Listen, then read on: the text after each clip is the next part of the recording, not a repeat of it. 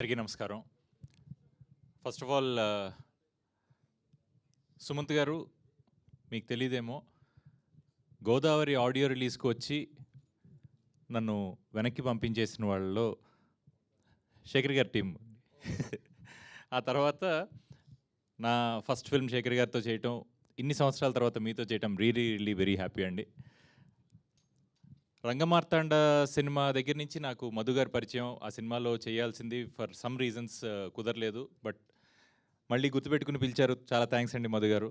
Santosh, very happy working with you. చాలా clarity ఉన్న director ఇతను.